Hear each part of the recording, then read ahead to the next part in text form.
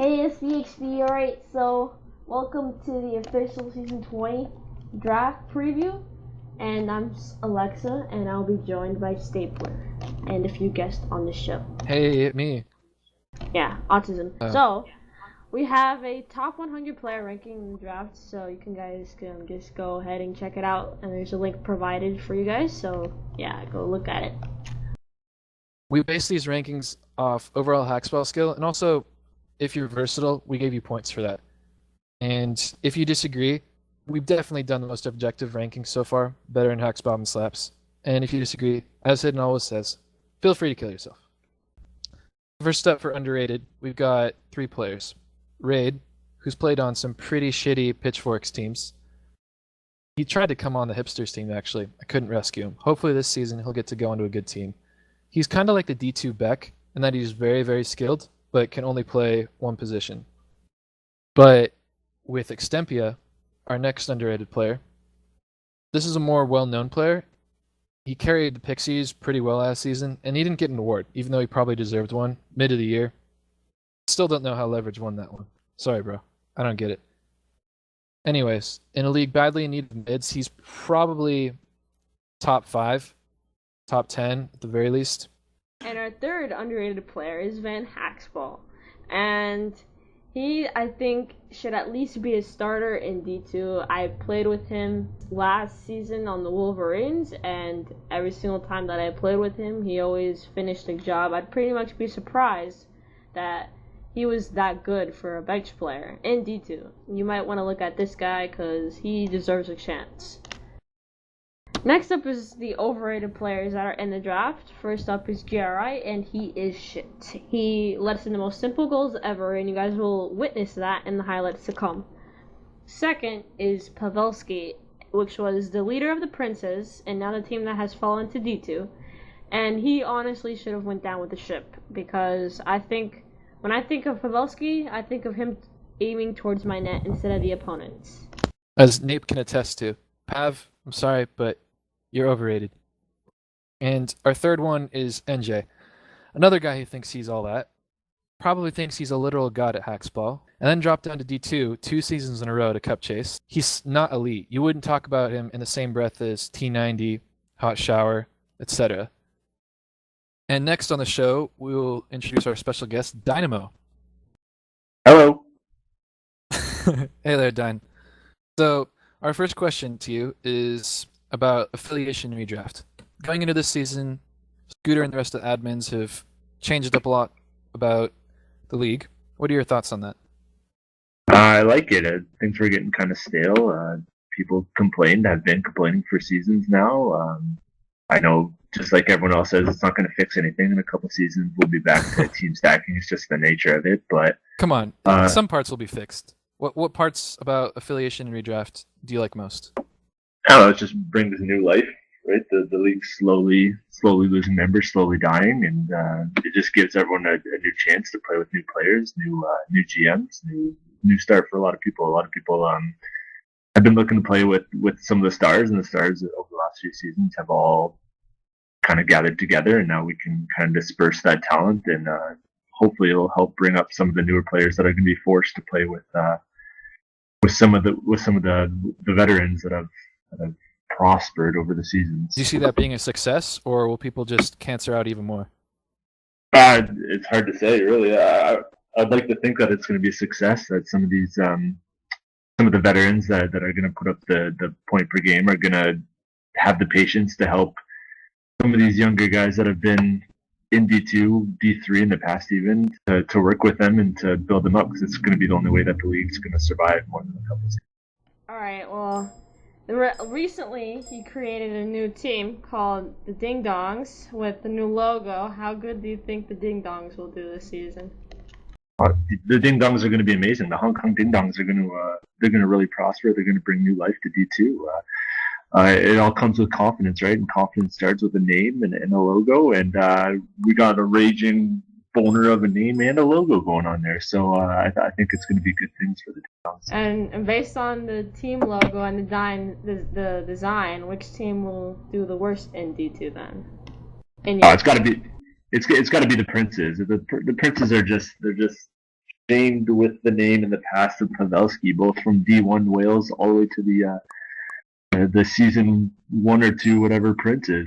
It's just a team ready to explode, and it's time that they've died off. So hopefully Nash comes to his senses and just changes and wipes that whole team right out. But we'll see. Once they're at the bottom, dumps their team in a season or two, maybe he'll get sick and dump them off. Yeah, you're right. We all hate Pavelski. So thank you, Dynamo, for joining us in this, and we'll see you next time, maybe. All right, thanks, guys. Peace. Our next guest on the show is Naipe, GM of the Snipers. Hello. Naipe, I'm just going to put it on record that it's actually pronounced Naipe. Naipe. You hear that, guys? It's Naipe. All right? Pretty sure it's Naipe. Ape. All right, well, Naipe, what are your general thoughts on affiliation and the redraft? I was personally against the full redraft because I don't really think it would make a difference. I mean, yeah, the teams would be fair for maybe a season, but eventually D1 would just go back to the way it was. I mean, one of my biggest issues with it was that as a GM, I no longer have keepers to attract players to my team, and I'm pretty sure no one of skill wants to play with me. As for affiliation, I wasn't in SPHB when it was first used, so I don't really know what to expect. So Naipe, how do you think your season's going to go personally? Shut the fuck up. Hit him. Mute him. Can you do that? Naipe, how do you think your season will go personally? Like you were going to touch it. Shut the fuck up. Oh, you like barbecue sauce too, and you said you didn't like it. Strawberry? Naipe. What? Hello. Shut up! Okay. We're in the middle of an interview right now. Was it a lot of food? Did you feel like the two Naipe. additional dollars? Bro, mute this fool. You think it was the same thing? A little bit more? Can we start again? Naipe, how do you think your channel edited? Fucking shut User up. was moved out of your channel. Jesus Christ. Naipe, how do you think your season will go personally as a player? I'm hoping to have a season that will be similar to season 19, where I had a very low GAA, but I don't know how that's going to go if I don't get a good mid and other good players. So you're looking to get carried again? Pretty much. I mean, I may try to mess around playing mid and forward occasionally, but that's never really... I've never really done well doing that. That's clearly a shocker. Huh. Well, thank you, Naipe, for interviewing. Yeah. Shut up. Fuck Say you, that Alex. again. So our next segment will be our first round mock draft. And the first pick, which will be picked by Ho Chi Minutemen, is going to be Digby. Look at that trophy case. He won every cup in 2014. Probably going to get another one. He'll sign up again. Count on it. Next up will be Compton Cop Killers. We have them picking Jake 90. He finally won his cup with the squares. And he'll probably pick the Hot Shower. They're buddies, and he's elite. It'll happen. After that, going third, we have Under Control, the GK of the Year tandem, although Under is looking at midding this season.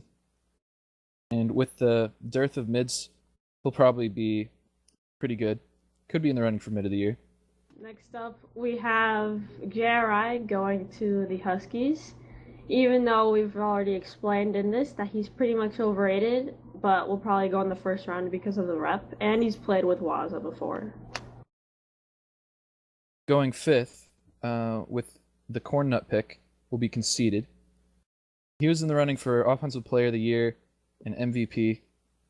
He carried the Ballas pretty much through the playoffs, single-handedly, sliming Nantes there with many highlights like that. After that, going sixth in the draft, Hash Runs is going to be sticking with his bros. If he doesn't pick T90, who probably won't drop for him, he'll pick Cell or Star or Under. Cell is a proven quantity, and they can partner each other. Next up, we have the Flamingos picking 09. And he's pretty much close friends with Prizzles, and he's always been buddies. So, and he's also the best GK in the draft right now, so it's clearly a good pick.